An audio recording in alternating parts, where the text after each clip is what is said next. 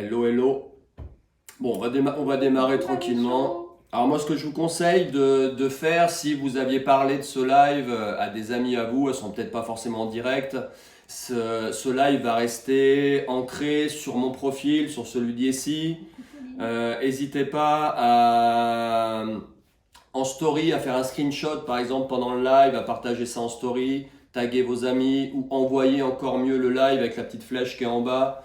Envoyez le live par message privé à des amis à vous.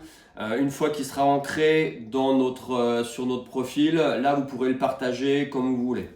Ok? C'est bien, non? Allez, C'est toi on qui démarre? Bon, on est parti alors. Alors de quoi on parle? Alors, il me semble ce soir qu'on parle d'accouchement à domicile ou de naissance à la maison. Ah oui, c'était le thème proposé. On a reçu pas mal de questions. On va essayer de vous répondre ce soir. Déjà, qu'est-ce que c'est l'accouchement à domicile? Qu'est-ce que c'est l'accouchement à domicile? La On naissance peut à la peut-être maison. le dire pourquoi on parle de ce sujet-là, c'est parce Non. qu'on a eu quelques enfants. Ah, tu veux que je me présente en plus? Ouais, présente-toi quand même. Qu'ils sachent en Les fait gens me pourquoi connaissent. tu. Les gens qui sont sur mon compte me connaissent. Oui, mais. Oui, alors du coup, je suis Jessica, je suis doula, je suis maman de 4 enfants, dont 3 nés à la maison.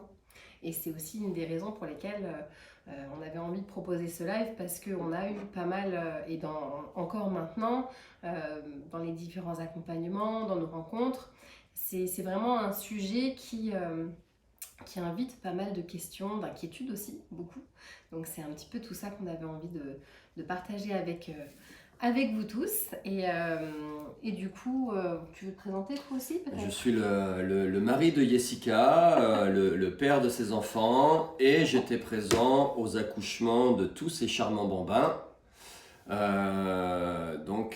C'est Jessica qui m'a entraîné dans cette aventure d'accouchement à la maison, puisqu'on va en parler après.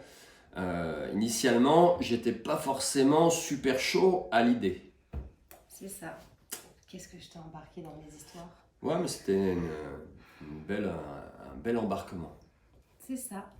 Donc qu'est-ce que c'est Donc l'accouchement à domicile, oui pardon, parce que moi j'ai commencé directement. L'accouchement à domicile, déjà on parle ici de naissance donc qui est organisée, d'accouchement qui est organisé avec une sage-femme. On répondra au fur et à mesure aux questions. Je te laisse regarder les questions parce que je pense que c'est toi qui vas les lire, ce sera bien mieux. Et du coup, je ne parle pas de naissances qui arrivent par hasard, parce que ça existe, ce qu'on appelle les naissances inopinées. Alors quand il y a des femmes qui tout d'un coup, ça arrive, dans quelques cas, c'est rare, mais ça arrive quand même, qu'une naissance se fasse de manière très inopinée, donc juste quelques contractions et une très forte envie de pousser, et l'enfant naît par hasard dans un lieu, alors que ce soit à la maison. Moi j'ai eu le cas d'un couple qui a accouché dans une salle d'attente chez le médecin, alors qu'ils avaient rendez-vous pour leur plus grand. La femme tout d'un coup s'est mise, voilà, c'était maintenant quoi. Donc ça arrive quand même. Elle savait qu'elle était enceinte. Je pense quand même. Alors, enceinte de 8 mois et demi, je pense qu'elle était au courant. D'accord. Et du coup, mais bon, moi j'étais là c'est pour la petite anecdote, j'étais en salle de naissance avec une maman que j'accompagnais, et je me suis retrouvée à me changer dans la salle où les papas se changent, à retrouver ce papa qui était un peu sonné et qui arrivait, en fait, ma femme, il me raconte ça, ma femme a accouché dans la salle d'attente chez le médecin, donc il était tout, et là j'ai regardé, je dis félicitations. Ah mais oui, c'est vrai. Enfin, c'était assez rigolo. Et donc ça arrive plus souvent qu'on ne le croit. Et donc là, c'est pas de ça qu'on va parler ce soir, parce que là, on parle vraiment d'une naissance qui est organisée à la maison. C'est-à-dire que c'est prévu dès le départ, dans le meilleur, enfin bien évidemment, si la grossesse se passe bien et qu'on coche toutes les cases pour pouvoir le faire, la naissance se en prévoit. Parler pour cette question. Ça. Tout à fait. Se prévoit à la maison. Et du coup, c'est ce qu'on a fait pour nos 3 derniers enfants, parce que le premier est né en clinique, et ça c'était c'était un premier. Moi j'étais déjà intéressée de l'accouchement à la maison, mais le free birth, tu voulais différencier? Oui, je voulais, oui voilà, parce qu'il y a donc les accouchements inopinés qui peuvent arriver donc par hasard à la maison, l'accouchement à domicile qui lui est organisé avec la présence d'une sage-femme donc, pour cette naissance, donc quelque chose qui est dans un cadre, j'allais dire, classique de l'accouchement à domicile avec une sage-femme. Ça peut être une sage-femme et une doula, ou juste une sage-femme, en tout cas la présence de la sage-femme. Et sinon, il y a aussi tout un mouvement qui existe aussi et qui s'appelle le free birth, donc la naissance libre en fait. Donc des gens, des femmes qui choisissent de vraiment vivre cette naissance dans leur puissance la plus pure, en étant tellement persuadées d'avoir la puissance de le faire pour donner vie à leur enfant, sans avoir besoin d'une présence médicale quelle qu'elle soit. Même pendant la grossesse?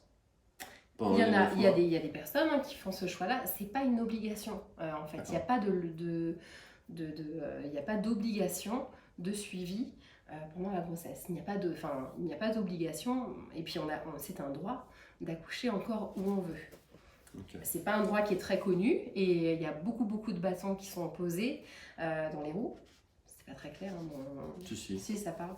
Mais du coup, nous on a choisi de parler de l'accouchement préparé parce que c'est ce qu'on a fait comme choix. Donc avec la rencontre d'une sage-femme qui a été une vraie rencontre parce que c'est pas juste un accompagnement sur 1 ou 2 rendez-vous ou une sage-femme qui va changer à chaque fois comme ça se passe à l'hôpital bien souvent ou en clinique, même si elles font un travail remarquable tout à fait dans ces lieux-là également. Là, c'est une sage-femme qu'on a choisie pour nous accompagner tout au long de la grossesse, donc qui nous a vraiment connus pendant tout au long de la grossesse et qui du coup était présente le jour de la naissance avec nous à la maison. Ok. Voilà. Bon, on va revenir sur tout ça. On va répondre à vos questions. Donc, une des premières questions, j'ai essayé de les structurer dans un ordre un peu logique. Quelles étaient tes motivations pour accoucher à la maison? Alors souvent on dit pourquoi s'affliger ça maintenant? On vit à une époque où la science, la médecine, l'avancée, on n'est pas obligé de souffrir, etc.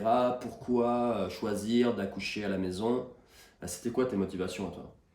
Alors moi, ma première motivation, elle était très simple. Déjà pour notre première grossesse donc de Karl, alors j'étais toute jeune, j'avais 23 ans quand j'ai accouché de Karl. J'avais vraiment en tête simplement qu'en France il existait des maisons de naissance. Sauf qu'en région parisienne où nous étions, ça n'existait pas, ou en tout cas je n'avais pas suffisamment de connaissances à l'époque et pas suffisamment fait de recherche pour m'orienter sur une naissance comme celle-ci. Donc je m'étais dit, la naissance à la maison, c'est du coup peut-être ce qui se rapproche le plus d'une naissance, j'ai dit quoi? Une naissance en maison de naissance. Pardon, j'ai eu un gros blanc. Et du coup... parce que pour moi, l'hôpital, c'est un lieu où on se rend lorsqu'il y a quelque chose qui ne va pas, lorsqu'on est malade, lorsqu'on a une problématique, et c'est très bien que ça existe parce que, en cas d'urgence, en cas de maladie, etc., c'est un lieu qui reçoit des pathologies, qui reçoit des problématiques. Pour moi, c'est à ça que ça correspond. Je ne dis pas que je suis dans la vérité, je dis que c'était mon ressenti. Et pour moi, la naissance n'est pas quelque chose de ce fait-là. Pour moi, la grossesse n'est pas une maladie. La naissance n'est pas quelque chose qui nécessite d'être maîtrisé, contrôlé. Pour moi, c'était simplement quelque chose que j'étais capable de faire puisque ça faisait partie de mon incarnation de femme. Donc ça existe dans mes tripes et j'ai besoin de personne pour m'aider à le faire. Mais ça, c'était ma conviction à moi.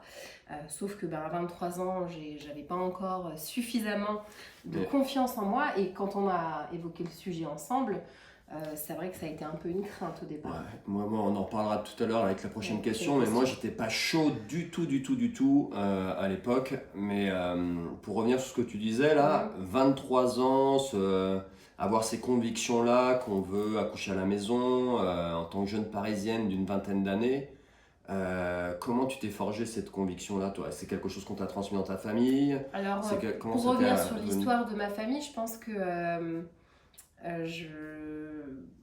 pour avoir ma naissance à moi n'a pas été idéale à l'hôpital. Ma maman a beaucoup perdu de sang lors de ma naissance, donc elle n'était pas sécure dans un lieu qui aurait dû l'être. et ça a failli tourner au drame. Voilà, il y a eu beaucoup d'histoires avec les grossesses et les naissances qui se passent en hôpital qui se sont pas forcément bien passées. Donc pour moi, c'était pas un gage de sécurité que de me trouver à l'hôpital. Et je pense que ça m'inquiétait, comme je n'avais jamais été malade, je touche du bois, ou bien besoin d'être hospitalisée, c'est un lieu qui ne me sécurisait pas. Et j'avais l'intime conviction qu'il fallait que je me sente en sécurité pour cela. Alors on en parlera après parce que je pense qu'on va parler un petit peu des raisons physiologiques, etc. Je sais Oui, plus quelles sont les questions, on l'évoquera sans doute. Mais voilà, ça c'était vraiment mon intime conviction. Je voulais être dans un endroit qui me sécurise et j'ai pas trouvé cela en hôpital. C'est pour ça qu'on a choisi plutôt une clinique qui était donc un plus petit. Ça a été le compromis. Ouais. Ça a été le compromis. Une clinique qui était à côté de chez nous, avec l'obstétricien était du coup mon gynéco que je connaissais depuis des années. Lui-même avait accouché ma maman de mon frère, donc il y avait un côté un peu familial qui faisait que, bon, eh ben, ça devrait bien se passer. Et d'ailleurs, ça s'est bien passé. Je n'ai absolument rien à leur reprocher, si ce n'est des gestes et des protocoles que je n'ai pas compris en fait. Et que toujours aujourd'hui, je trouve que c'est pas juste. Après, c'est aussi ce qui m'a permis de me décider pour les futures grossesses. Je savais une fois que j'avais accouché à la clinique, bon ça j'ai fait. Je pense que je veux le faire la prochaine fois à la maison. Et je dois dire que ce qui m'a motivée le plus pour l'accouchement à la maison, ça a été vraiment, et ça a été une révélation, c'est évident, c'est ma formation doula que j'ai fait après la naissance de Karl. Donc Karl est né en 2007, j'ai fini ma formation en 2009-2010 et j'ai appris lors de mon dernier week-end de formation que j'étais enceinte d'Axel.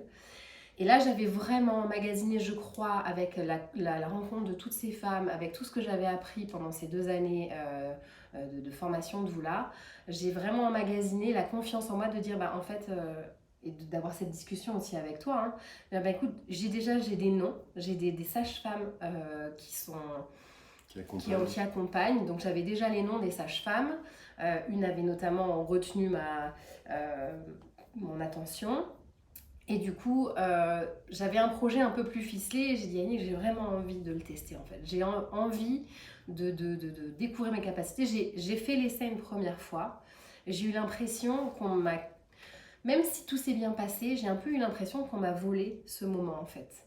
Parce qu'on m'a imposé des protocoles dont j'avais pas connaissance à l'époque. Je ne savais pas que ça faisait partie du protocole de mettre par exemple de l'ocytocine de synthèse. Je n'ai pas compris ce geste non plus. C'est ce qui m'a forcée à prendre la péridurale que je ne souhaitais pas au départ. Mais j'ai tellement souffert que j'ai fini par la demander. Elle a d'ailleurs été tellement dosée que je n'ai pas tout à fait senti le passage de Karl. Et c'est là où je dis j'ai eu la sensation qu'on m'a un peu volé la naissance. Et le lien était plus difficile également derrière à construire, un allaitement plus difficile. Alors c'était un premier, hein, on peut mettre aussi toutes ces choses-là sur le fait que c'était un premier bébé. Qui regarde cette vidéo d'ailleurs, Karl. Ah, bonjour mon fils. Qu'est-ce que tu fais sur Instagram à 20h15? Tu dois pas t'occuper de tes frères et sœurs un petit peu là? Non, tu peux regarder, c'est intéressant. Ça parle de toi en plus, donc je suis ravie si tu regardes. Et bref, du coup, j'avais emmagasiné suffisamment de connaissances et je pense vraiment de confiance en mes convictions, en me disant, en fait, j'ai vraiment envie qu'on rencontre au moins une sage-femme et qu'on parle de ce projet-là. Okay. Et voilà, et du coup, ça a été...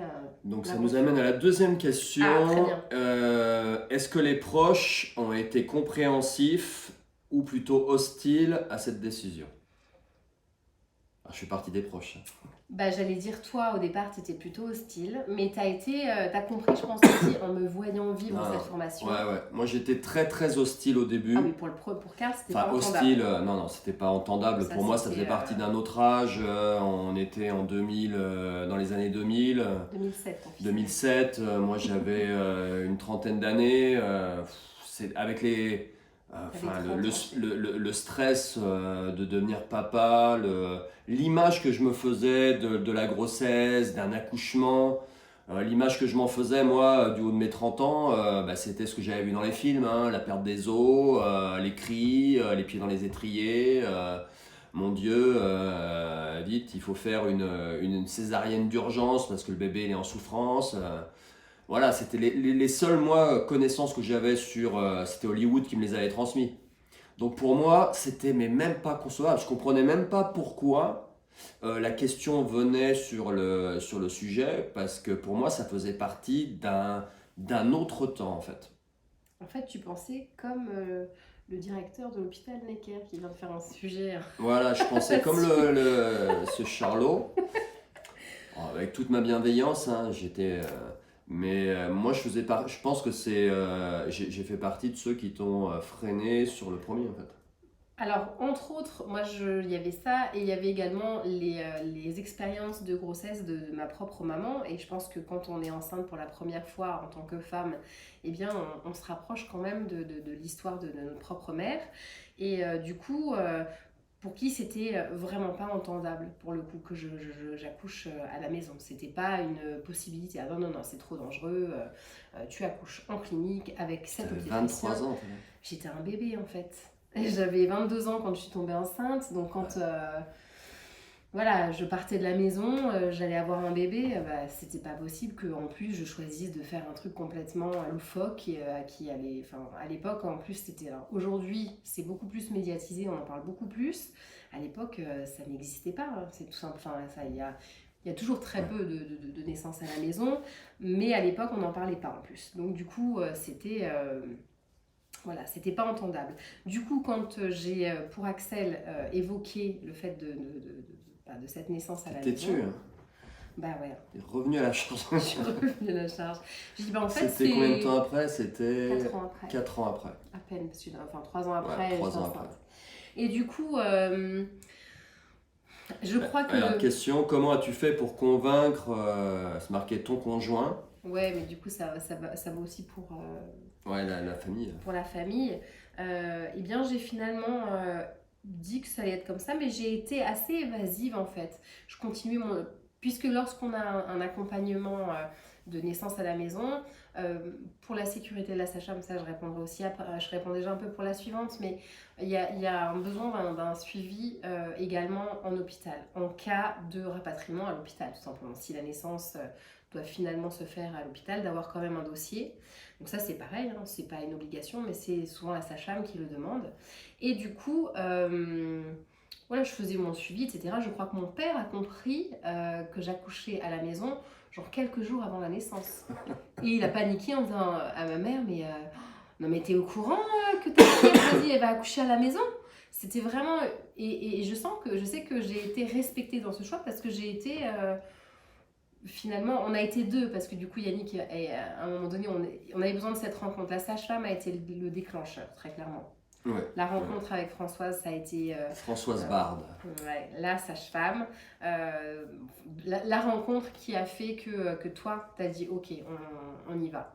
Parce que il y a eu un feeling, il y a eu quelque chose. Toi, tu as été écoutée aussi dans tes inquiétudes et elle t'a répondu. Ouais. Enfin, je sais Non, pas. ouais, direct, Ça a en fait, été, la première chose qu'elle m'a dit, elle a mis le doigt direct en fait sur ce que je pensais dans ma tête. C'est-à-dire dans ma tête, je pensais c'est une sorcière, c'est un truc d'un autre monde, ça date du Moyen Âge, c'est pratique. La première chose qu'elle m'a dit, c'est je suis une sage-femme de mon époque. Direct, ça m'a calmé. Et après tout l'échange qu'on a eu avec elle, sa manière d'expliquer les processus physiologiques. Moi, j'ai eu besoin en fait de comprendre, d'acquérir des connaissances et de comprendre véritablement ce qui se passait dans le corps de ma femme au niveau physiologique, comprendre les mécanismes de la naissance et pour me rassurer en fait. Et après, ça a été une évidence. En fait. c'est-à-dire qu'il y a eu la sage-femme, il y a eu la lecture de Michel Audin, je pense, qui t'a beaucoup, beaucoup... beaucoup.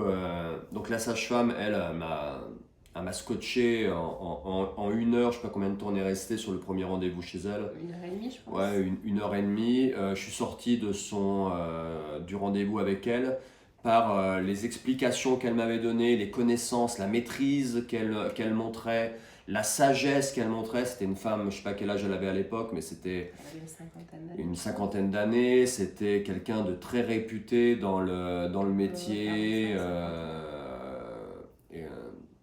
qui était très reconnu par ses pairs. Donc ça, pour moi, c'était super important. Et ensuite, toutes les lectures de Michel Audin qui m'ont permis, moi, de comprendre en fait que c'est en effet que la grossesse, c'est pas une maladie, que l'accouchement, c'est quelque chose qui peut être très naturel, très physiologique et facile en fait. Qu'il y a des choses qu'on peut mettre en place pour que ça se passe du mieux possible. En fait, c'est une histoire de répartition des rôles, en fait. Je crois que une fois que nous deux, on était au clair avec l'idée que, ben oui, on allait accoucher à la maison, et qu'on allait mettre les choses en place pour la sécurité et la mienne et celle du bébé, parce que la présence d'une sage-femme assure cela. Et bien à partir de là, en fait, notre projet, il n'était pas démontable. Alors ça a été quand même essayé, hein. Moi, j'ai quand même la pédiatre de Karl à l'époque qui m'a fait un scandale en me disant que j'étais vraiment, que c'était vraiment grave, que c'était que j'étais enfin, presque une meurtrière hein, à peu près.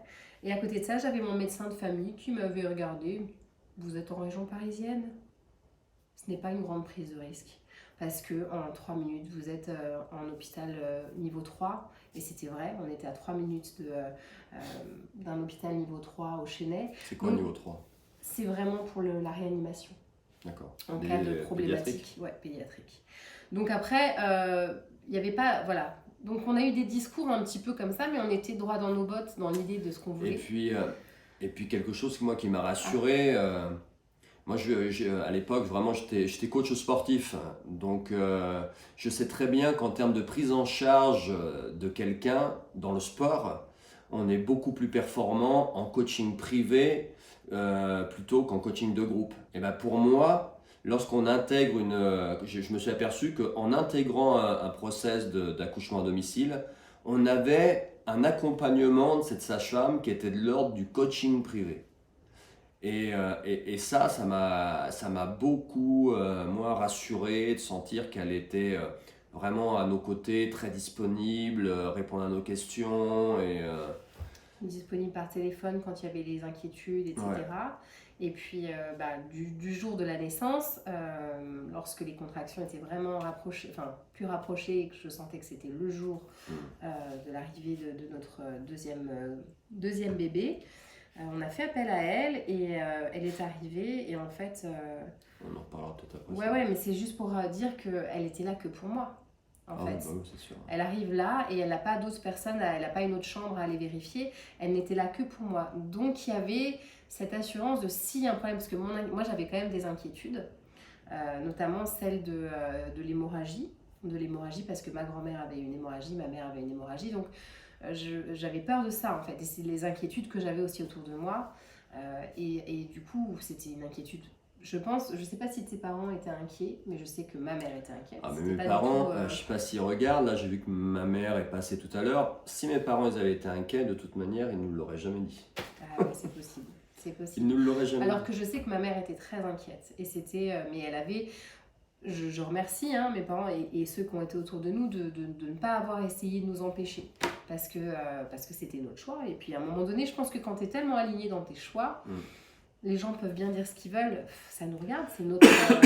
mais du coup, c'était fort, quoi. C'était vraiment fort, et je me vois encore, je pense que j'avais tout juste expulsé le placenta, que j'appelais ma mère pour dire « Maman, tout va bien ». Et elle pleurait au téléphone de joie de savoir que j'étais en vie, le bébé aussi en fait. Et voilà. Et moi j'étais dans le coma à côté, je venais de m'évanouir. Non, je rigole. Ça c'est arrivé pour Karl. Ouais. Je n'étais pas évanouie, mais ça a été tellement rapide à la fin que c'était un peu ça quand même. Non, c'est clair. Mais par exemple, ce que j'ai vécu moi pour la naissance de Karl quand il est né à la clinique elle existe toujours, cette clinique du Mai. Château de la Mai à Versailles. Le château de Versailles, c'est la classe. Et parfois, j'étais tout seul avec Yessi, elle souffrait beaucoup, etc. etc. Et voilà, moi, je regardais dans le couloir pour savoir s'il n'y avait pas quelqu'un qui pouvait venir, une sage-femme, une infirmière, un obstétricien. Pratiquement, il fallait sonner pour que quelqu'un vienne s'occuper de nous. Parce qu'on flippe, enfin moi je flippais, je vivais ça pour la première fois.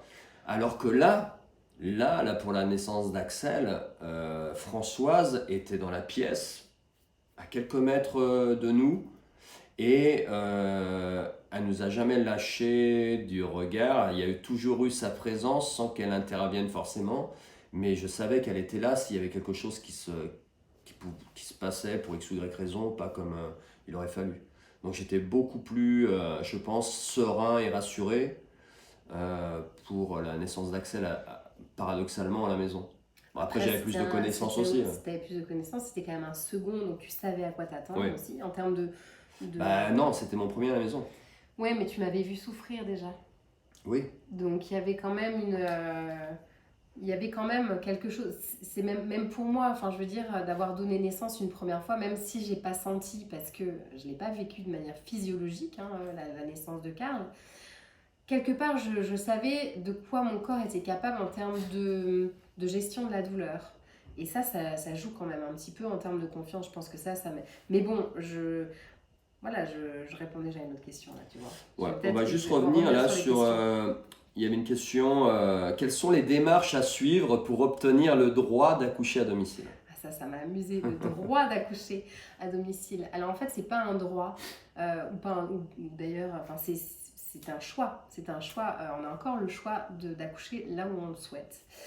Ce qui est plus difficile, vu le contexte, en France en tout cas, hein, je ne vais pas parler des autres contextes parce que dans les autres pays, c'est pas forcément pareil.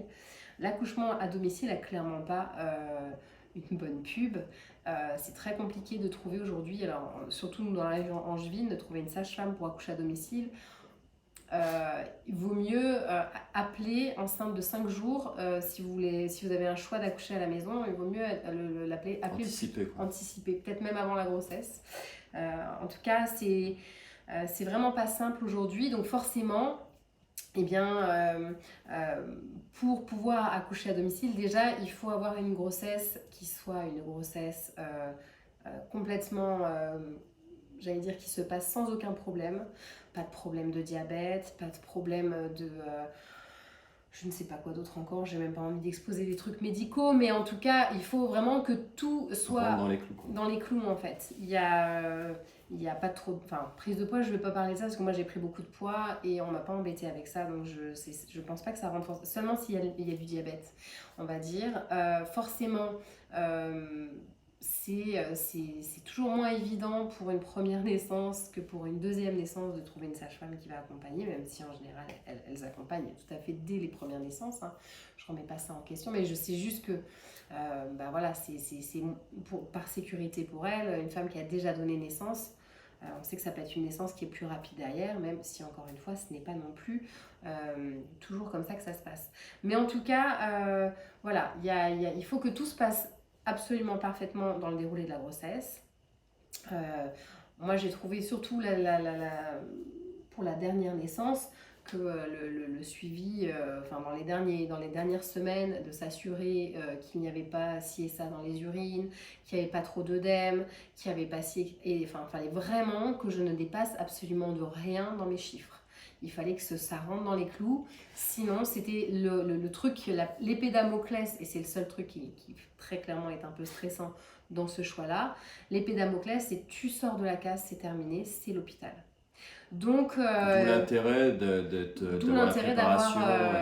d'avoir le suivi à l'hôpital ou en clinique, hein, peu importe, en cas de rapatriement, parce que ou bien de changement. Ça peut être un choix personnel de se dire, arriver le jour de la naissance, mais en fait non, je le sens pas, je veux pas être à la maison, je veux aller à l'hôpital.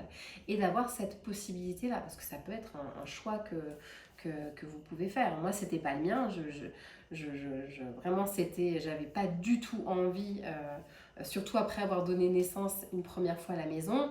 Là, c'est carrément, c'était dans l'autre sens, c'était me dire, Là, je prends la grossesse de Rose qui a été quand même un peu particulière dans le cadre des droits, justement. On habitait en région angevine depuis peu. Je ne connaissais pas du tout les équipes médicales ni les sages-femmes, etc. J'avais encore en tête ma sage-femme parisienne pour qui j'avais vraiment une grande confiance. Et du coup, ça a été un pari un peu comme ça sur cette grossesse, de dire, bon, bah, on fait l'accompagnement à Angers, à l'hôpital. Je revenais tous les mois pour le suivi avec ma gynéco en région parisienne et avec également à côté la sage-femme qui était prête à nous accompagner juste pour la naissance. Donc elle nous connaissait, on l'a vue quand même quelques fois pendant la grossesse et du coup on avait une fenêtre de 15 jours où on s'est dit bah, si on arrive dans cette fenêtre-là, où c'est possible, eh bien, on avait un appartement en région parisienne qui était à notre disposition pour donner naissance à notre fille. Et ça s'est tout à fait passé comme ça. J'ai serré les fesses jusqu'à ce qu'on parte à Paris. Mais c'était les mots de mon ostéo à l'époque parce que j'ai fait la séance d'ostéo juste avant de partir. Et elle m'a dit, non mais là, vous avez complètement serré les fesses. J'avais très très mal au dos en effet. Elle m'a dit, vous m'en voulez pas si jamais, avec la séance, la naissance se passe dans le week-end. Parce que du coup, c'était avant notre départ à Paris. On est Ça aurait parti, été ballot quand même. ça aurait été vraiment, mais bon, ça aurait été l'histoire. Et on est parti le lundi à Paris. On avait 15 jours sur Paris pour la naissance. Et Rose est arrivée pile au milieu le samedi. Elle a fait bien comme il fallait. Ouais, c'était une naissance très rapide. Donc... Enfin bon, ça tu raconteras peut-être dans les anecdotes. Ouais. Mais voilà, juste pour dire que les droits, il n'y a pas de droit en fait. Il y a juste l'envie et de choisir les accompagnants. Et là, moi j'ai envie quand même de remettre au centre les futurs parents. En fait, on n'est pas des patients en fait, ouais, on est des clients. Votre pouvoir. On est des clients et on a le droit de changer. On a le droit de changer d'avis au cours de la grossesse, on a le droit de changer de lieu parce que ça ne nous convient pas, on a le droit de changer de sage-femme, on a le droit de changer de doula, on a le droit de changer... Je veux dire, tout ça, encore une fois, il n'y a rien de figé et il faut que ça vibre intérieurement avec vous et il n'y a que des choix qui peuvent être les vôtres. Alors s'ils sont éclairés, c'est encore le mieux. Et du coup, je pense que c'est à chacun de se construire la naissance qu'il souhaite. Alors après, il y a toujours des aléas peut-être au dernier moment, mais je pense que la visualisation a vraiment un impact sur cela. Et du coup, pour accoucher à domicile, il faut d'abord avoir envie de le faire. Et de se rappeler simplement qu'on est capable, voilà, que ça existe en nous, et de se sentir en sécurité chez soi. Si c'est un lieu où vous ne vous sentez pas en sécurité, ça va être compliqué. Voilà, je ne sais pas si j'ai répondu exactement. Si, c'est bien. Je digresse. C'est bien. Alors, on a déjà répondu à cette question, je pense, dans ce qu'on a dit, mais ça va être bien peut-être de préciser la différence entre les deux jobs. Surtout en ce moment, avec tout ce qui se passe. Étiez-vous seul ou accompagné d'une sage-femme ou d'une doula ? Alors, vous l'aurez compris, c'était pas un free birth. C'était pas un free birth. C'était un accompagnement, enfin une naissance à domicile, consciente, choisie. C'était pas un accident, c'était préparé, réfléchi, accompagné donc par une sage-femme. Est-ce que tu peux, toi t'es doula, est-ce que tu peux différencier le job d'une sage-femme et d'une doula ? Complètement, et puis je pense que c'est important de le rappeler avec ce qui se passe justement en ce moment. Je pense que pour ceux qui sont un petit peu sur les réseaux et si on a un petit peu les mêmes personnes autour de nous, vous avez peut-être vu beaucoup de doulas avec une pancarte je suis doula, je suis pas sage-femme. Et ça c'est hyper important en fait. C'est hyper important parce que dans plein de pays en dehors de la France, les sages-femmes sont accompagnées des doulas. Parce que la sage-femme, elle a un rôle médical. Alors, elle peut aussi avoir un rôle d'accompagnement émotionnel, etc. Mais bien souvent, elles n'en ont pas le temps. Et du coup, la sage-femme, elle a vraiment le rôle c'est celle qui d'une certaine manière, porte l'espace et la sécurité médicale de la naissance, pour la sécurité pour la maman et pour le bébé. C'est-à-dire que s'il y a une problématique à la naissance, elle va être en mesure de détecter ce genre de choses. C'est clairement pas mon taf, hein. Et c'est aussi pour ça que j'ai choisi d'être doula et pas sage-femme, parce que ce côté-là m'intéresse pas. Moi, j'aime le soutien émotionnel, moi je dis spirituel aussi parce que vraiment j'accompagne les futures mamans aussi à travers ça, et émotionnel de la future maman et du futur papa et des futurs frères et sœurs aussi parce que j'accompagne les familles, que mon rôle à moi il est de permettre au long de la grossesse à la future mère de se sentir tellement en pleine part de sa puissance de femme, et c'est une transmission qui se fait à ce moment-là. Je pense que c'est vraiment rien à voir avec le métier de sage-femme. C'est complémentaire en fait, c'est vraiment complémentaire, et tellement que moi j'ai, pour l'anecdote, hein, une naissance, la toute première naissance à laquelle j'ai été présente à la maison avec une sage-femme, parce que bien sûr une doula ne peut absolument pas être une sage-femme et donc juste seule présente avec la maman lors de la naissance. Ça ne se fait pas, hein. J'ai des gens qui m'ont appelé pour ça et j'ai déjà expliqué, ce n'est pas pour le coup dans la loi. La loi ne permet pas à une doula d'être une sage-femme, donc les choses sont très claires, hein. Donc par contre la doula peut être là en complément de la sage-femme, c'est-à-dire que d'être présente pour masser la future maman, enfin, la jeune qui est en travail, peut aider aussi à la gestion de ce qui doit se passer à la maison, mettre de l'eau dans la piscine si le père est auprès de sa femme, etc. Enfin, il y a plein de rôles qui sont possibles, mais en tout cas, cette toute première naissance où j'ai été présente, je sais que la sage-femme qui a accepté que je sois présente, au début, ça n'a pas été facile pour elle de savoir quel était mon rôle et si j'allais pas un petit peu lui marcher sur ses plates-bandes, etc. Je l'ai senti. Et pourtant, lors de la naissance, après s'être connus, on s'est croisés 2-3 fois. Le jour de la naissance, elle était clairement à récupérer le bébé, etc. et à faire les soins et être sûre que... Et moi, je tenais la main de la maman. Et je trouve que c'est ça en fait, et c'est très beau parce que du coup ça sécurise les mères qui en ont le besoin et l'envie, les papas aussi si besoin, et du coup à la fin de cette naissance, et j'ai trouvé ça très beau et je vais garder ça plutôt que les mots horribles que j'ai pu entendre et voir de conseils de l'ordre, etc., des sages-femmes notamment par rapport au doula, j'ai entendu merci pour ce que tu as fait. On ne se rend pas compte à quel point les doulas sont précieuses. Et en fait, c'est ça, parce que c'est complémentaire et qu'on est la petite, j'allais dire, la petite, je ne sais pas comment dire, le côté hyper doux et bienveillant qui est là à côté et qui va aider même la sage-femme si besoin, parce qu'en général, elle connaît la maison de la future maman, et du coup, ça peut simplifier certaines tâches, en fait, aussi pour la sage-femme. Donc... Okay. Voilà la différence entre les deux, et nous on n'avons pas fait le choix d'avoir une doula pour les naissances parce qu'on était suffisamment et moi personnellement je pense que ça dépend vraiment du besoin encore une fois de la mère, de comment je me sentais en sécurité. Moi j'avais envie du moins de monde possible en fait autour de moi.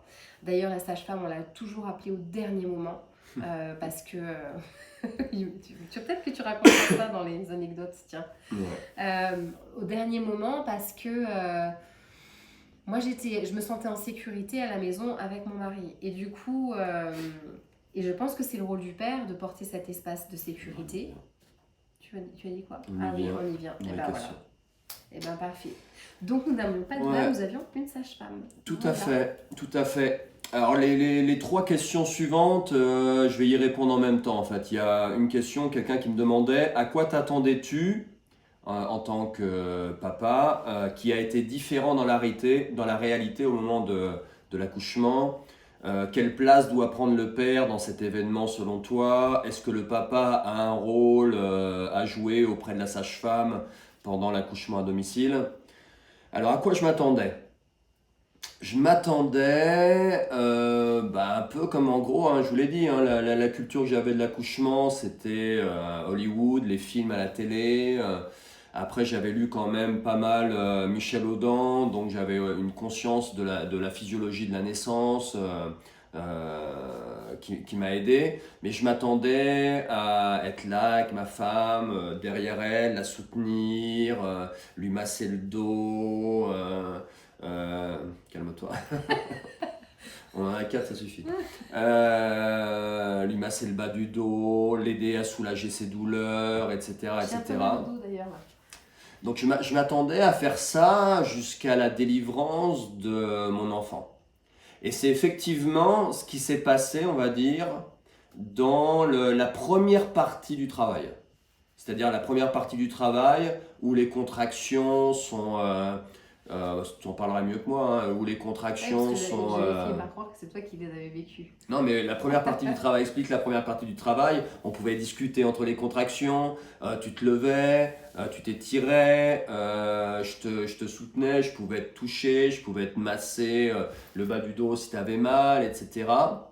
Mais ce à quoi je ne m'attendais pas, c'était la deuxième phase des contractions où là, et à chaque fois ça a été la même chose, t'es parti. T'étais plus dans la pièce.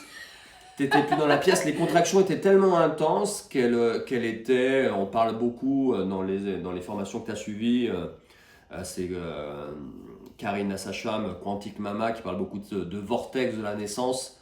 Bah, tu étais clairement dans le vortex de la naissance, ce qui fait que je ne pouvais plus t'approcher. Donc la première fois, je m'en rappelle pour Axel, je sentais bien que ça montait en intensité, je voulais être présent près de toi, mais en gros, je me suis fait dégager, quoi. Je me suis fait dégager et là, à quoi je sers en fait? À quoi je sers?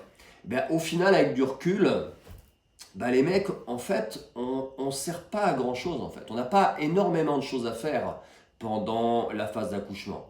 Hein, on voit, souvent on se fait une idée, dans le pire des cas, on se voit avec le caméscope ou en train de prendre des photos et je pense qu'on a tous compris, en tout cas si vous nous écoutez, que c'est peut-être pas la bonne solution. Mais au final, quelle place doit prendre le père dans cet événement? Moi, j'étais là pour sécuriser l'espace.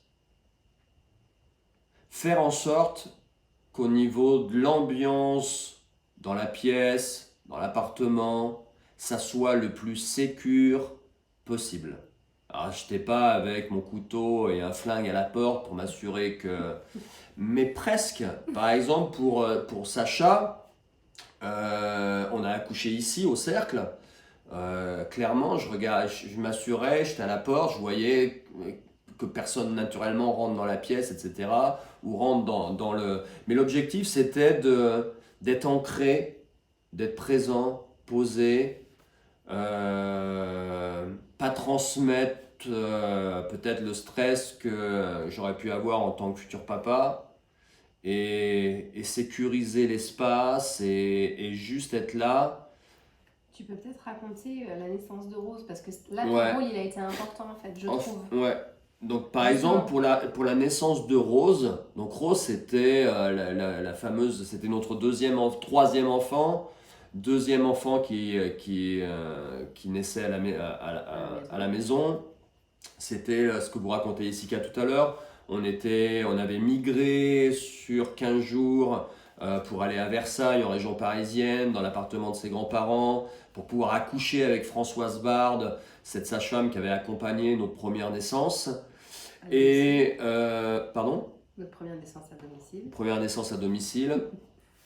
Et il était convenu en fait que lorsque Françoise arrivait en bas de l'appartement, elle me téléphone pour que je lui libère l'espace de stationnement, la place de parking qui était dans la rue. Bienvenue à Paris. C'était très compliqué de se stationner, donc je devais dégager ma place pour qu'elle se stationne, que ce soit plus simple pour elle. Bref, donc les contractions ont commencé, toute la première phase, comme je vous le disais tout à l'heure, c'était la connexion avec Yessi était faisable, on se parlait. Ça n'a pas été très... Mais très rapidement, les contractions ont été fortes que Jessica s'est mise dans sa bulle et là elle n'était plus joignable. Donc elle s'est enfermée, elle est allée aux toilettes, moi ma peur c'était qu'elle s'enferme dans les toilettes et qu'elle puisse plus ouvrir et que ma fille accouche dans les toilettes. J'avais moi une vision autre de la venue de ma fille chérie, tant attendue. Il était hors de question qu'elle naisse dans les toilettes. Donc, voilà, bref, les contractions ont été de plus en plus fortes. J'avais très peu en fait de contact avec Jessie. Après, elle s'est isolée, Jessica, dans la salle de bain. Et on a fini par appeler quand même la sage-femme. Je crois que toi, tu voulais pas l'appeler au début, Bah, en fait, t'attendais.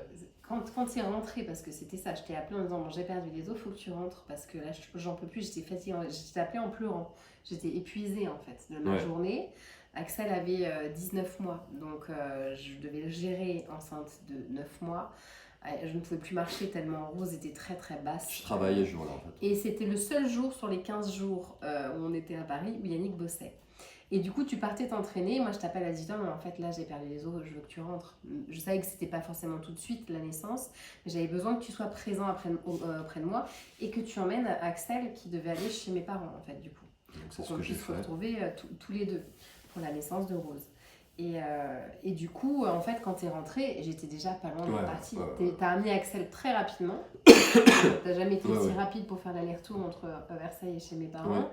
T'es rentré et là t'as dit bon on appelle Françoise et j'ai dit mais non regarde les contractions sont pas du tout elles étaient assez aléatoires etc. Il me dit ouais moi je vois que il est temps de l'appeler donc et ça a été sécurisant pour moi parce qu'il était dans l'observation et parce qu'il connaissait aussi et je pense que ça c'était bien en fait parce que sinon on l'aurait pas appelé à temps.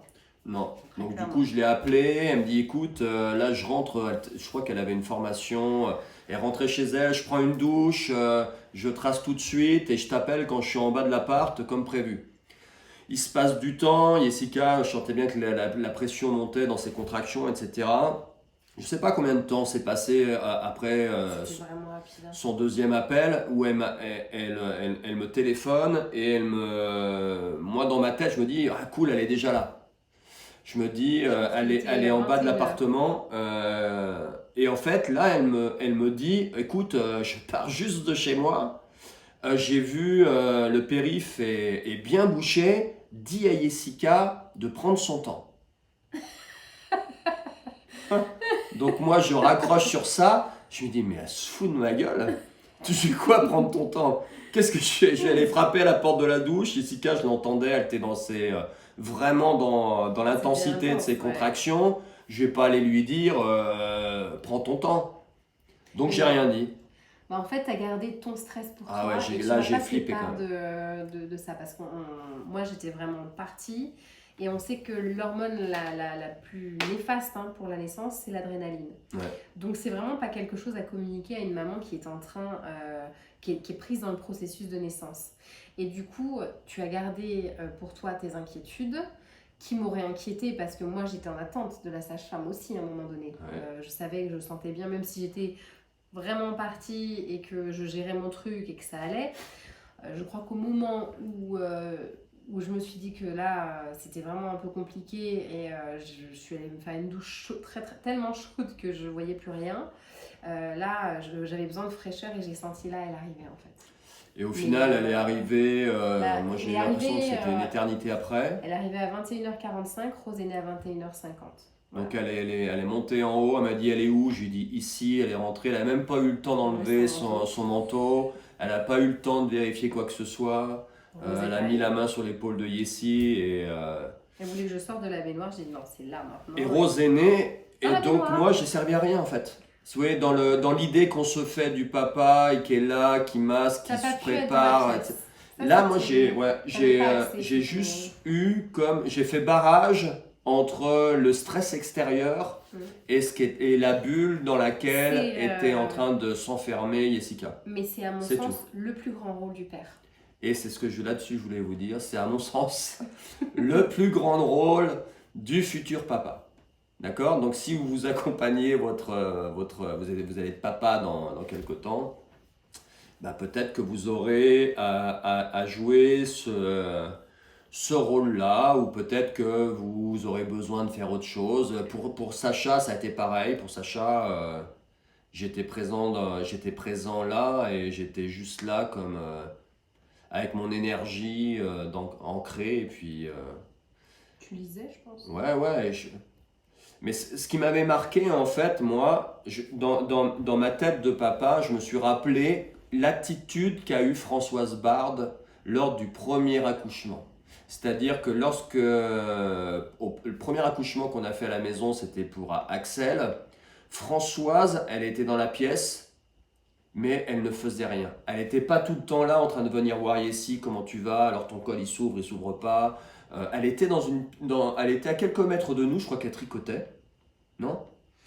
Enfin, elle était à quelques mètres Elle faisait pas des mots croisés? où elle faisait un truc Ouais. et elle était juste là, juste là. Et sans faire quoi que ce soit, ce qu'elle irradiait de calme, de confiance, de sérénité, Elle ben chantait avec moi. ça apaisait. Elle À la chantait, fin, ce qu'elle ouais. faisait, c'est elle a calé sa respiration sur la ou mienne. ses grognements Mm. parce que tu grognais quand même. Sur ses grognements, Ça, je me rappelle pas. sur l'expiration, elle expirait avec toi. Mm. C'est comme si elle s'était branchée en Wi-Fi sur toi. Mm. Et là, je me rappelle que la dernière Arrête, ça me fait contraction, envie. calme-toi. La dernière contraction, c'est là où elle s'est approchée. Elle est venue dire à Yassi, c'était plus fort là. Elle a dit, Ouais. et moi je me souviens parce que ces mots, et c'était hyper important par rapport, je pense pas qu'on parle de ça ici. Et donc je pense que c'est important de le dire parce que c'est la seule fois où je l'ai vraiment expérimenté comme ça pour Axel. C'était le premier à la maison, où elle m'a dit, ça pousse un peu plus fort. Et j'ai trouvé ça fort en fait, comme en effet, c'est pas la maman qui pousse le bébé dehors, c'est ça pousse, c'est le corps entier qui expulse le bébé. Et c'est ce qu'on appelle le réflexe d'éjection du bébé, qu'on ne vit pas avec la péri, qu'on vit très peu en maternité parce que le cadre... le cadre en fait, c'est encore une fois, c'est la sensation. Après, heureusement, il y a des choses qui changent. Je ne veux pas du tout critiquer quoi que ce soit. Mais en fait, c'est vraiment là où je l'ai senti le plus. J'ai senti que je ne pouvais pas faire autrement que de laisser pousser. Et je n'ai pas poussé. C'est-à-dire que c'est mon bébé qui a poussé ou l'utérus qui a poussé. Mais quand elle a dit ça pousse un peu plus fort, c'était vraiment juste comme parole. Et c'est les seules paroles qu'elle a dites de toute la naissance. Après, on va quand même le dire, on a eu des naissances rapides à chaque fois. Ouais. C'est des naissances où la sage-femme pour Axel, elle est arrivée à 9h le matin. Axel est né à 11h. Donc forcément, c'est pas très long. Moi, j'ai été présente pour des naissances qui ont duré beaucoup plus longtemps. Où là, du coup, forcément, le rôle de la sage-femme va pas être le même parce que j'ai pas eu le temps de mettre en place. Après, ça a été court, peut-être parce que tu t'y es préparé aussi, non? Ça a joué certainement. Je pense que ça joue. La visualisation et la confiance sur l'arrivée du bébé. Joue, ouais. Moi, je le dis aux mamans que j'accompagne. Mais bon, et puis c'est une histoire de travail, encore une fois, qu'on fait sur soi. Moi, j'avais absolument 100% de confiance en mes capacités à le faire. J'avais confiance en mon bébé, de sa capacité à naître, parce qu'on oublie aussi très souvent que le bébé est acteur, bien plus que nous finalement, peut-être même dans la naissance. Nous, on est dans l'accompagnement de son arrivée. Et du coup... je pense que ça, et puis une connaissance de son corps, une connaissance, enfin moi j'ai fait des mouvements jusqu'à la fin de mes grossesses à chaque fois, alors j'ai pas forcément fait beaucoup de sport, mais pour Sacha, 2 jours avant la naissance, je nageais mon kilomètre de palme, donc non, j'avais arrêté les palmes à la fin. Bon, bref, du coup une conscience une conscience du corps, une conscience de soi en fait, et d'une force. Je pense que c'est une force qu'on contacte à ce moment-là et à laquelle on se raccroche en tant que femme, et je ne sais plus ce que je voulais dire.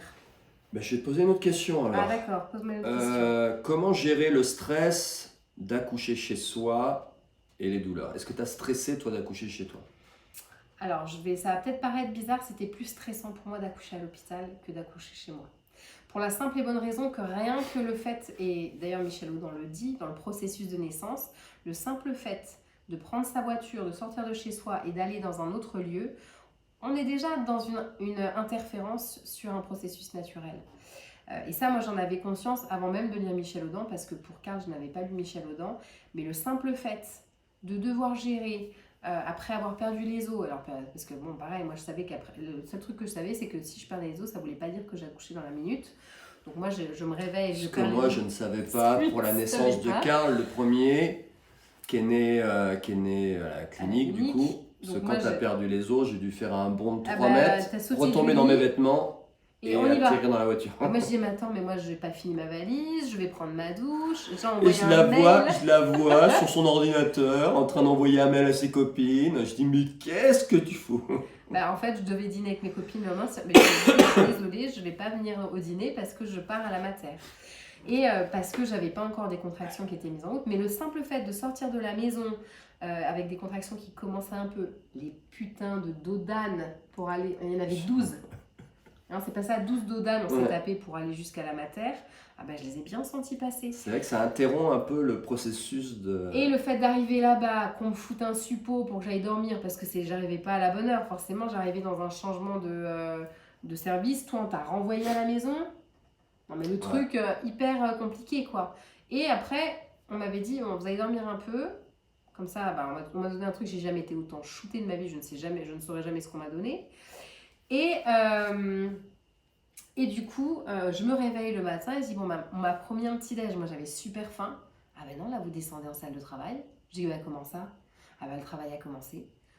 Oh ben, je dis, bah non, bah écoutez, moi j'ai faim. Et ben non, j'ai pas eu le droit de manger. On m'a envoyé en salle de travail. Yannick qui revient à 8h30, parce qu'il a jamais pu dormir, bien évidemment. On arrivait à 6h ou 5h30. Je crois que j'étais allé en boîte. Ouais. Enfin, je lui ai pas dit, je peux lui dire maintenant, il y a prescription. J'étais allé T'étais allé au Pacha ouais, au Pacha. Et j'avais bien fait la fête. Pendant 2 heures, parce que t'es revenu 2 heures après en disant, bon, j'ai pas dormi. Non, Et il arrive dans ma chambre, Et je t'étais n'étais pas plus là. là. J'étais en salle de naissance. Bon, après. Donc comment tu as géré Donc, comment j'ai géré les douleurs. voilà, c'est pour ça la différence. Donc, c'était plus stressant pour moi de gérer ça que de simplement rester dans mon pieu à attendre les contractions Chez toi. chez moi. Oh, mais c'était déjà rien que ça, pour moi, c'était beaucoup moins stressant. Donc, déjà, ça, c'est une chose. Donc, j'étais pas stressée d'être chez moi. J'avais quand même besoin que la sage-femme vienne une fois que. Et puis, moi, j'ai vécu. Enfin, chaque jour des naissances, il y avait une telle joie dans l'idée de rencontrer mon bébé que quand ça démarrait, parce que en fait après ça dépend quand ça démarrait, parce que j'ai que sur mes 4 naissances, j'en ai qu'une seule qui a démarré avec des contractions régulières. Toutes les autres ont démarré par une poche des os percée, ce qui est plutôt rare en général d'ailleurs, mais bon, moi j'ai eu 3 sur 4 avec des contractions la veille, etc. Donc forcément c'était le travail qui avait déjà été fait sur la poche des os, sauf que du coup on le sait aussi, physiologiquement, une fois que la poche des os est percée, c'est pas facile à dire ça. Poche des os percée, c'est complètement facile. Non. Et bien, les douleurs sont un peu plus intenses. Donc, moi, je me souviens juste que pour Rose, j'étais tellement crevée, j'ai entendu le petit ploc et j'ai perdu les os. Et là, j'ai pleuré en disant non, je voulais pas que ça commence comme ça. Mais bon, c'était son histoire aussi. Donc, c'est toujours un petit peu plus intense. Ça peut aussi accélérer le travail. Ça a été le cas à chaque fois pour moi, en tout cas. Mais voilà, donc j'ai eu plutôt des douleurs assez fortes par rapport à la naissance d'Axel où je n'ai pas percé la poche des os et qui pour le coup ça a été beaucoup plus doux jusqu'au bout. Parce que les contractions sont venues régulièrement. J'ai vraiment vécu le truc avec regarder l'heure, machin, etc. Mon appli pour savoir si les contractions étaient régulières, ce que j'ai pas vraiment fait avec les autres. Et du coup, la gestion de la douleur. Ça, c'est une des questions, ça, à chaque ça. fois qu'on parle d'accoucher à la maison. Ah, mais comment vous avez fait? Il n'y avait pas de péridurale, mon Dieu. Et ben en fait, aussi bizarre que ça puisse paraître, j'ai plus souffert à l'hôpital en fait. Parce qu'à l'hôpital, j'étais alitée, j'avais le monitoring. Et en fait, je gérais mes contractions à peu près jusqu'à un certain point, jusqu'à ce qu'ils me mettent de l'ocytocine de synthèse. Et là, j'ai tellement souffert, j'ai un tel souvenir de cette putain d'ocytocine de merde. On m'a juste dit, on va vous mettre un petit truc pour booster. On m'a même pas demandé mon avis, ce que je trouve encore aujourd'hui une aberration. On m'a dit, on vous met un petit truc pour booster. Voilà à quoi peut servir le papa si vous accouchez même pas à la maison. Ouais. Surveillez ce qui se passe autour de votre femme, ce qu'ils injectent, les perfs, il y a quoi dedans. Pourquoi vous faites ci, pourquoi vous faites ça. Montrez que vous connaissez et posez-vous. Oui, c'est sûr. Et là, on ne connaissait pas, on m'a juste dit on va mettre un petit truc pour accélérer. Moi, j'ai dit ils sont gentils, je trouvais que c'était déjà bien intense. À être allongé sur le dos pour gérer les contractions, qui était quand même vraiment la pire position pour le faire. Et à partir de là, j'arrivais plus à gérer. J'ai commencé à vomir et à paniquer, et du coup, j'ai réclamé la péridurale. Ils ont galéré de ouf à me la poser parce que moi j'étais énorme, j'avais un ventre comme ça qui tombait sur mes genoux quasiment quand j'étais assise. Et on m'a dit il faut faire le dos rond. Je dis le dos rond, comment ça? J'ai un ventre là, je peux pas Enfin, c'était juste pas possible. Je me suis embrouillée avec l'anesthésiste, je me suis griffée à sang les genoux parce que il fallait que je gère à chaque contraction, je vomissais et il essayait de me faire la péri. Enfin, j'ai quand même vraiment un souvenir de douleur là à ce moment-là qui était vraiment beaucoup plus intense que tout ce que j'ai pu vivre à la maison. Euh, En plus, Axel, pour une première naissance à la maison, du coup, comme je disais, j'ai pas passé la poche des os, donc les douleurs étaient vraiment beaucoup moins intenses. Et je trouvais que le mouvement, vraiment, j'ai pas cherché, hein, j'ai pas fait de cours pour savoir quoi faire pour la naissance. Je savais que mon corps saurait faire. Et alors, je sais que Françoise était assez étonnée de ce que je faisais et elle en parle aujourd'hui, elle me l'a dit, hein, elle me l'a avoué plus tard, qu'elle en parle aujourd'hui parfois aux parents qu'elle accompagne aussi. Parce que moi, je me suis mise à pousser les murs en fait. Elle m'a dit ton appart, il faisait 200 mètres carrés à la fin. Et je poussais les murs et je m'étirais vraiment sur les côtés comme ça et j'étais bien debout. Ou bien assise sur le ballon et la tête dans le... Enfin, le côté enfoui, etc., le fait de pouvoir souffler, et ça m'a... Et de savoir aussi que la contraction, elle s'arrête à un moment donné, et qu'il y a des moments de pause, il est hyper important de profiter de la pause, en fait, de prendre cette pause pour même essayer de dormir quand on le peut. Et comme je savais toutes ces choses-là, en fait, c'était pas insurmontable. Et finalement, au moment où ça devenait insurmontable, eh ben, c'était la fin. Et souvent, on a très très peur de la sortie du bébé parce que moi, on me pose souvent la question, ok, les contractions, machin, etc.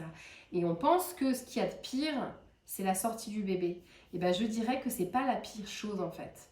C'est un tel... Enfin, après, je ne vais pas parler de naissance orgasmique parce que c'est pas exactement ce que j'ai vécu. Mais malgré tout, un tel soulagement en fait quand la tête du bébé sort. Alors oui, il y a le fameux anneau de feu où ça brûle et on a l'impression, mais si on met la main, moi j'avais besoin de gérer et de voir ce qui se passait. Moi j'ai mis la main à chaque fois pour sentir la tête de mon bébé sortir et de pouvoir gérer ça au niveau de mon périnée. Mais j'ai trouvé que c'était vachement plus tolérable en fait parce que alors l'image n'est pas très belle, hein, mais quand on fait caca, c'est un peu pareil quoi. Et du coup, c'est une sensation que le corps connaît. Et c'est pour ça que d'ailleurs le bébé appuie sur le rectum et que c'est pour ça qu'on pousse. La vie est hyper bien faite, le corps est hyper bien fait, il n'y a rien d'inconnu finalement dans les sensations, si ce n'est la douleur qui est plus intense. Mais malgré tout, au moment où en fait il y a la tête du bébé qui arrive, on sait qu'on est au bout. Donc il y a juste, une fois que la tête est sortie, c'est un tel soulagement quand le bébé sort et c'est tellement rapide derrière. Moi, je n'ai pas éprouvé autant de bonheur et autant d'apaisement après la péri qu'après une naissance physiologique sans péri. C'est-à-dire que la péri, très bien, j'ai arrêté de vomir, j'avais plus mal, on a pu commencer à discuter, à rigoler. Et là, en fait, 10 minutes après, j'accouchais quasiment. Donc j'avais pas la récompense des hormones que mon corps avait donné, ce shoot d'ocytocine qu'on reçoit quand on accouche naturellement. Très honnêtement, j'ai moins souffert à la maison. Donc la douleur, la gestion de la douleur, c'était pas un truc qui me faisait peur. Je crois qu'on est tous très différents. Et pourtant, je pensais être plutôt douillette, être un peu... comme je me suis pas fracturée, fait des blessures, etc., je savais pas du tout à quoi m'attendre. Et je pensais souffrir beaucoup plus que ça. Alors si, je l'ai vécu, hein, le moment, mais je vais répondre après peut-être. Hein. Suite dans les prochaines questions. Et une question pour le papa. Comment as-tu vécu le fait de voir ta compagne souffrir? Très bien. Question suivante. C'est vrai? Bah écoute, la première fois, j'étais très impressionné. La première fois, je parle de l'accouchement qui a eu lieu à l'hôpital où tu vomissais, etc. Ouais. Là, tu te sens complètement démuni. Moi, je tenais le truc pour que tu vomisses dedans. Tu sais pas quoi faire, quoi. Mais les fois d'après, comme je m'étais formé, d'ailleurs, je réponds à la question suivante. As-tu fait une préparation futur papa? Oui et non. Parce que ça n'existe pas véritablement. J'ai suivi quelques cours d'accouchement, c'était quoi? C'était quand tu avais accouché à De Carle à la clinique. Il y avait un cours. J'étais allé à un cours de préparation à la naissance. Mais après, ma préparation, elle a été personnelle. Elle a été personnelle. Ça a été la transmission de connaissances de Françoise Bard, la sage-femme. Ça a été beaucoup de lectures. Toi, tout ce que tu m'as enseigné, de ta formation de doula, etc. Donc j'étais tellement au fait du truc que je comprenais ce qui était en train de se passer. Et heureusement, parce que sinon, je pense que j'aurais pu flipper et rentrer vraiment dans un stress et plus tenir mon rôle d'être là pour apaiser la situation, ou en tout cas pour faire en sorte que ta bulle à toi soit pas perturbée par ce qui se passe autour. Mais finalement, est-ce que tu trouves pas que le simple fait de comprendre la physiologie de la naissance, c'était pas suffisant? Parce que je pense qu'on dit souvent il y a, bon après, je vais faire sa pub parce que je l'adore et parce que j'ai moi-même suivi sa formation, mais Quantique Mama, elle fait une formation pour les futurs parents qui est extraordinaire. Je veux dire, mais après, c'est aussi beaucoup d'informations. Et je pense que simplement de comprendre ce qui se passe dans le corps physiologiquement, d'avoir cette connaissance-là, Oui. permet déjà de faire ses choix, savoir ce que fait une péri, savoir ce que fait... De connaître un petit peu voilà, les enjeux et les différentes étapes Mais de la naissance. sans connaissance, il n'y a pas de choix conscient. Non, bah non, de toute façon. Donc tant que tu sais pas, t'as pas conscience de... Mais l'hyper-information, je crois que c'est pas mieux pour l'avoir observé aussi dans des accompagnements. Parce que du coup, on se fie trop tu sais, ok, alors il se passe ça à ce moment-là, donc là on en a à cette période-là, on est à cette phase-là, etc. Et moi je pense qu'à un moment donné... On se détache de son ressenti. Moi je pense qu'il faut se détacher de la connaissance. Oui, à un moment donné, c'est l'objectif, c'est de s'en détacher. C'est ça, et même pour le papa, je pense. Oui, c'est ça. Moi j'ai vu des papas paniquer aussi parce que tout d'un coup, attends, non mais ça je l'ai lu, on est forcément dans cette phase-là vu comment elle gère le truc. Ben ouais, mais pas forcément en fait, parce que c'est une chose de l'apprendre, c'est une autre chose de le vivre. Et, moi, ça m'a permis d'avoir confiance. Ouais, confiance au processus naturel de la vie. C'est ça. Confiance en toi, en la force qu'il y a à l'intérieur de chaque femme de mettre au monde son bébé. Et ça m'a permis aussi de me positionner en tant que papa, de savoir c'est quoi mon rôle, à quoi je sers. Pendant cette période-là qui est très particulière, j'ai mon bébé qui arrive, concrètement je suis là, je fais quoi, je sers à quoi. Moi ça m'a permis de clarifier tout ça. Voilà. Ok, autre question. As-tu coupé le cordon avec les dents à chaque fois? Ça c'est très important. J'ai coupé le cordon de mes enfants avec les dents. C'est traditionnel de chez moi, de ma famille. Tu sais qu'à moi, on m'a proposé... Non, je rigole, je rigole. C'est des bêtises. On m'a proposé à des mamans que j'accompagne, des mamans solo, on m'a proposé de couper le cordon. Avec les dents? Non, pas avec les dents, mais à l'hôpital. Et je crois que je n'avais pas fait. Hein. J'ai pas Non, mais moi accepté. j'ai coupé le cordon de mes enfants. C'est elle qui l'a fait elle-même d'ailleurs. J'ai trouvé ça beaucoup mieux. Ouais, toi, tu l'as fait à chaque fois, je me rappelle même pas. Mélanie qui demande, tu l'as mangé? Bien évidemment. Bah, à ce qui paraît, il y a des bonnes choses dans le cordon. Non, j'ai coupé le cordon. Par contre, ce qui m'a surpris, à quoi je ne m'attendais pas, la première naissance à la maison, c'était Axel, donc il y a 11 ans. C'est une fois qu'il y a eu la délivrance du placenta, que la sage-femme a observé le placenta, etc., pour voir que tout allait bien. Elle me l'a donné, elle me dit voilà, tu veux en faire quoi? Ah ouais, on était un peu comme Et ça. là, je m'y attendais pas du tout. Je me suis retrouvé avec le truc, enfin avec le placenta de mon enfant dans les mains, parce que je lui ai dit je vais le prendre. Et là, je savais pas trop quoi en faire, je vous avouerai.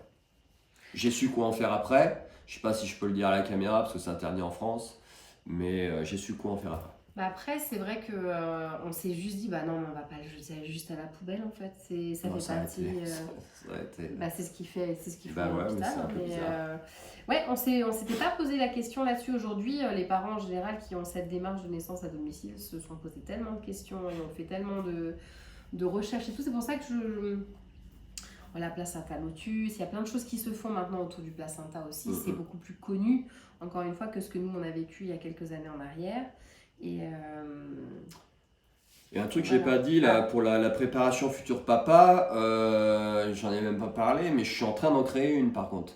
Comme toutes les informations que moi j'ai accumulées à la suite de ces naissances, toutes les connaissances qui m'ont aidé moi à mieux comprendre la physiologie, à trouver mon rôle pendant la grossesse, pendant l'accouchement et après en tant que papa, bah, ces connaissances-là, je suis en train de les condenser dans un programme à destination des futurs papas.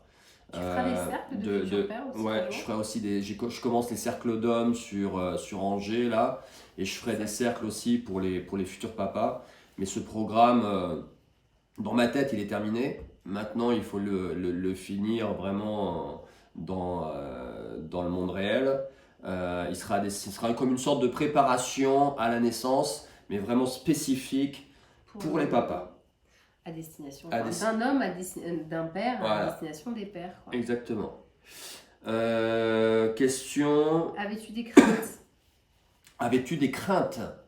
Alors, je sais pas, c'est très large. Alors moi, je suis quelqu'un de flippé par nature. J'ai pas peur de. Mes peurs mes plus grandes, qui peuvent vite être incontrôlables, c'est qu'il arrive quelque chose de mal aux gens que j'aime. Ma femme, mes enfants en particulier. Mais malgré tout,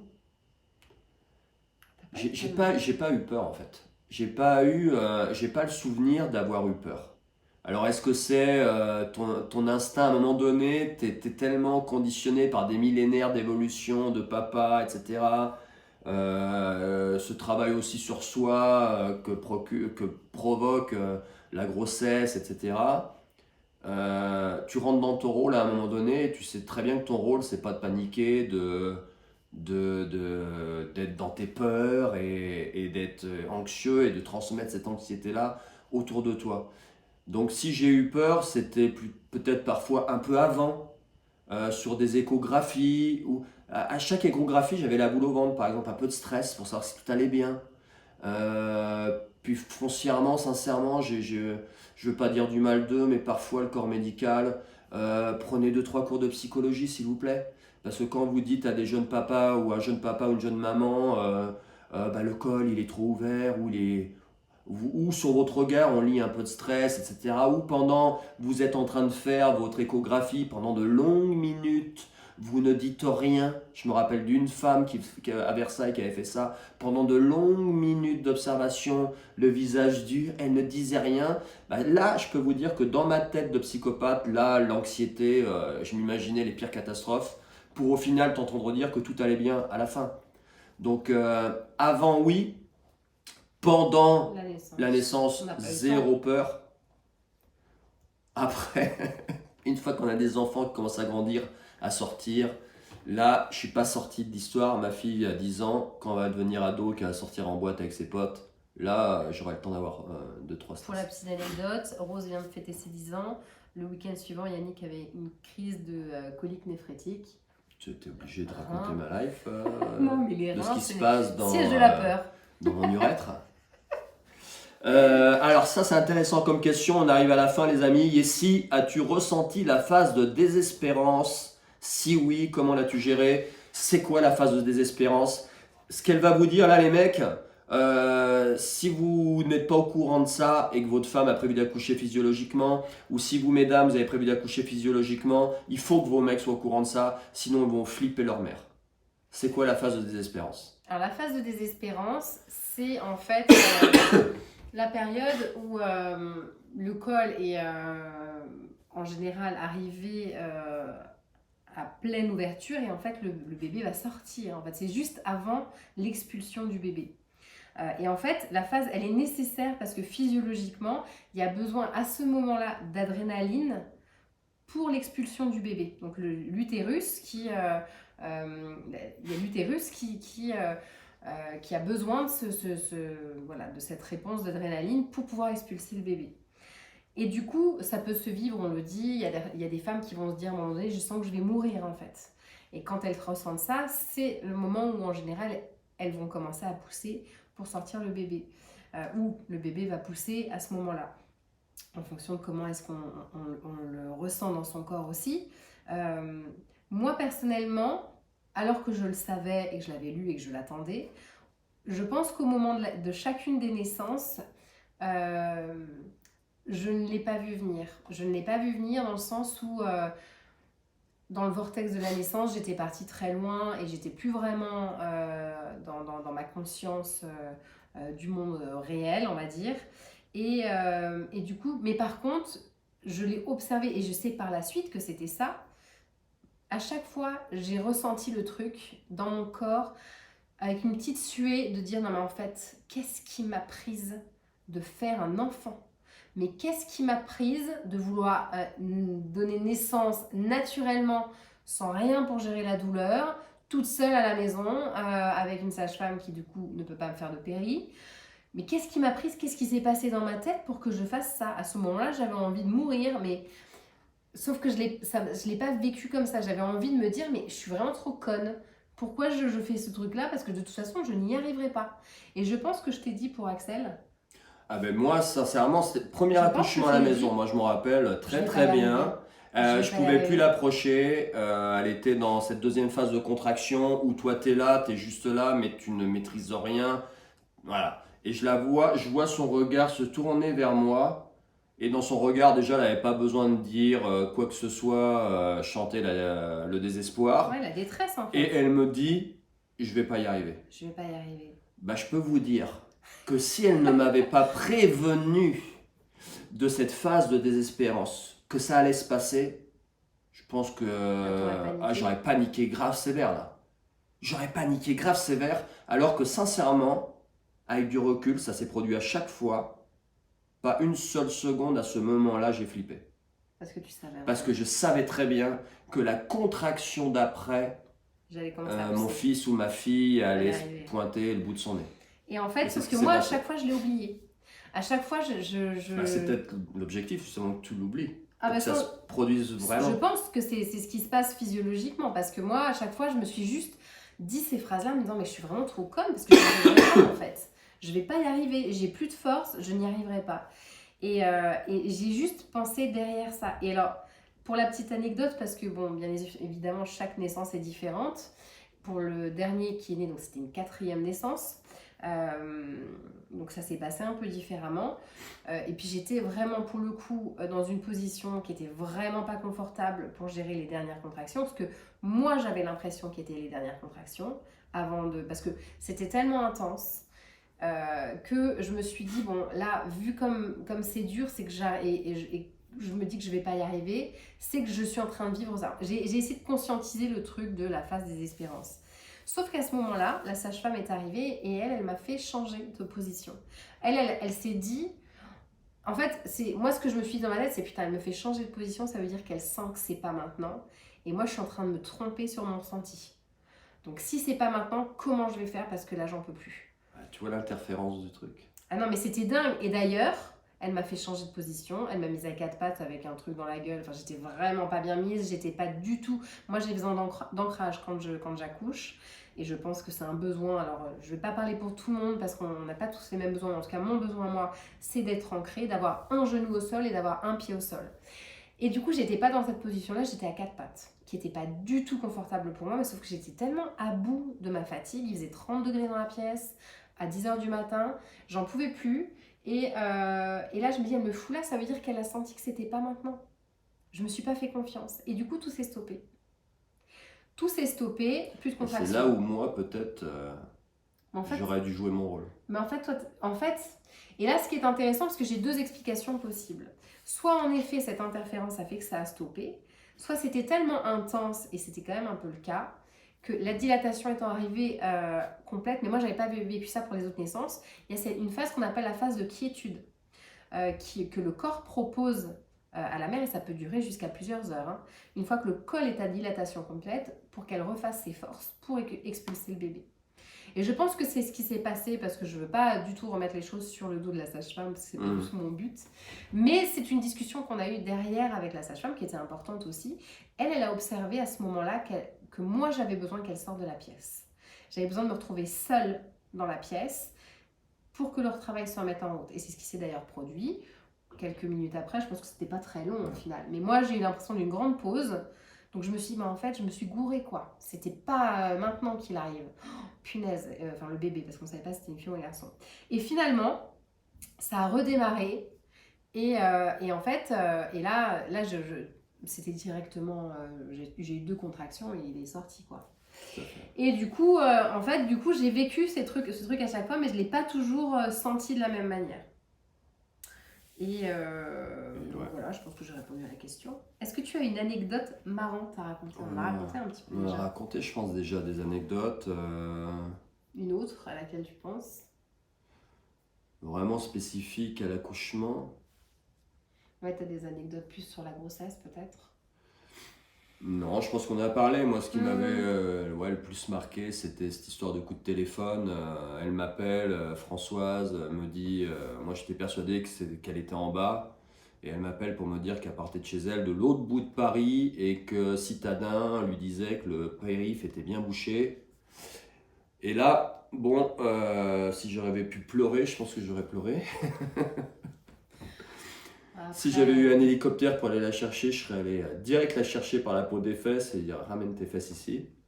Non, j'ai pas les anecdotes, je pense qu'on en a. T'en as on une les a toi? partagées. Une anecdote marrante? Je t'ai raconté une blague pendant. Je te racontais pas de blague. Non, non, non, mais oui, quand je t'ai viré la main, après c'est pas forcément marrant, mais non, je Quand tu sais m'as mis une baffe, quand je t'ai. touche-moi pas! Non, non, moi j'ai. Après, j'ai des anecdotes marrantes, pas concernant mes naissances, mais les naissances que j'ai accompagnées, dans le sens où je me suis mise à la place du père, en fait. Et ça, je trouve que c'était assez intéressant à vivre, parce que j'ai accompagné plusieurs mamans solo. Parce que sinon, c'est pas forcément mon but en tant que doula d'être présente à la naissance. Je trouve que. Enfin, c'est pas forcément. Et puis, surtout en milieu médical, je suis pas toujours à l'aise, même si j'ai été très bien accueillie à chaque fois en tant que doula. J'étais le seul accompagnant en général pour ces mamans. Puis, du coup, comme il n'y avait pas de papa, du coup, j'avais ce rôle-là où ben, la jeune mère en train d'accoucher, qui pouvait pas gueuler sur son mari puisqu'il n'y en avait pas, qui pouvait pas gueuler sur le personnel médical parce que ça se fait pas. Ah mais moi je me suis fait engueuler. Je me suis fait engueuler. Je me Tu m'as souviens jamais très bien. engueulé, moi. Si je t'ai C'est la engueulé un première peu. fois. Si je t'ai engueulé un peu des fois. Mais C'est pas bien trop. fichu, on oublie. Ouais. Et c'est bien fichu. C'est bien fichu, on oublie. Et du coup, cette maman qui, moi je disais, non mais là, moi, je devais lui donner une phrase pour l'accompagner parce qu'elle gérait vraiment difficilement sa douleur sur la fin. Oui, mais de toute façon, tu sais pas ce que c'est d'avoir mal, je suis la seule. Enfin, c'était très drôle parce que on s'est toutes regardées avec les sages-femmes qui étaient présentes. Oui, oui, personne n'a jamais vécu cette douleur. Moi, je l'ai vécue 4 fois déjà. Mais tu as raison, je sais pas ce que tu endures. Et je me suis fait engueuler. Et j'ai trouvé que c'était pas drôle en fait, le rôle du père à ce moment-là. Il faut pouvoir encaisser ce truc-là quand Ouais. même. Mais si tu es préparé, je pense que c'est de savoir que bah, ça peut arriver. Et il y a un moment, tu as besoin de défouler aussi ça. Et souvent, au moment justement de la phase de désespérance, c'était le cas pour cette maman-là, c'était juste avant qu'elle pousse. Voilà, ça c'était ma petite anecdote. Petite question finale. Ouais. Aurais-tu des conseils à donner à une future maman souhaitant accoucher à domicile? Bah, je pense qu'on a déjà un peu répondu aussi. Comme je dis souvent, je donne pas beaucoup de conseils, si ce n'est. Je sais même pas ce que je dis. Je dis quoi au fur et à mesure? Je sais plus. Bah, c'est déjà d'avoir conscience de leur puissance à le faire. Moi, je sais que c'est quelque chose que j'aime dire. Enfin, moi, les personnes que j'accompagne, je leur accorde cette. Enfin, je leur transmets, si vous voulez, cette croyance en ce pouvoir immense qui existe en la femme à pouvoir le faire. Hein. De toute façon, ça fait des milliers d'années qu'on le fait, sans qu'on se pose trop la question. Pour avoir aussi rencontré une sage-femme de la Sierra Nevada, qui voit quand même pas les choses de la même manière que chez nous ici en Occident. Pour eux, la naissance, c'est pas une problématique en fait. Quand on a dit, mais si une naissance se passe mal, qu'est-ce que vous faites? Elle nous a regardé avec des grands yeux, mais pourquoi une naissance se passerait mal?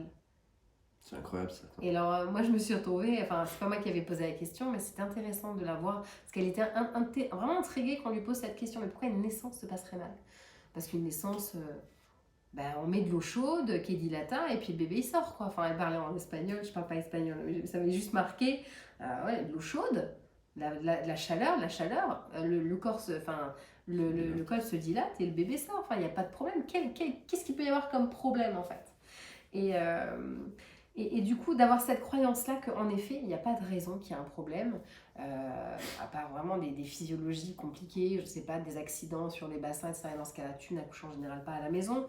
Mais d'avoir cette conscience et cette confiance en son propre corps, cette confiance en son propre bébé, et puis voilà, de savoir que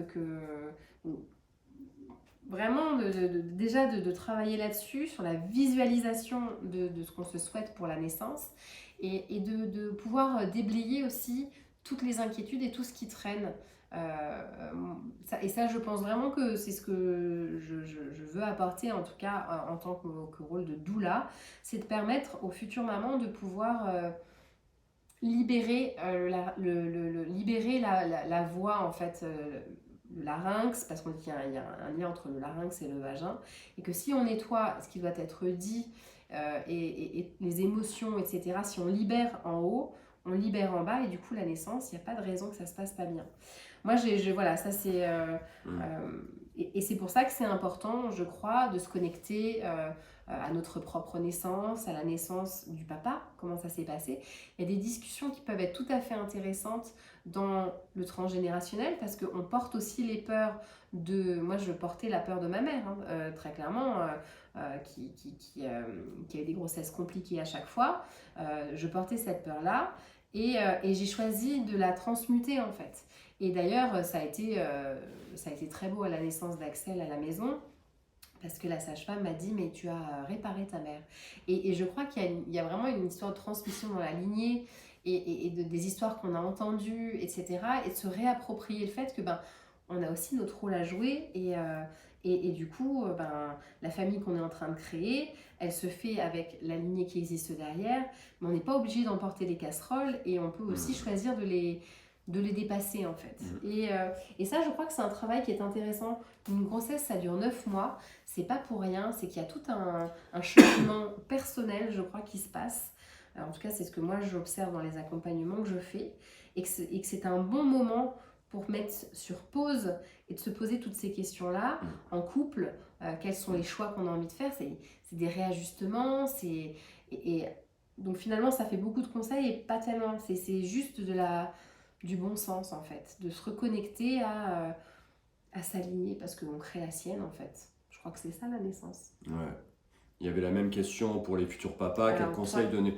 Tu as répondu, en fait, c'est moi je dirais, vous avez 9 mois, là, 9 mois, voyez ça comme un rite initiatique. C'est 9 mois de travail sur vous, travaillez sur vous, soyez actifs de cette naissance, profitez de tout ce qui va se passer pendant les 9 mois, de tout ce que vous allez vivre pour travailler sur vous, pour grandir, gérer les dossiers intérieurs qui doivent être gérés, parce que sinon vous allez les transmettre à votre fils ou à votre fille.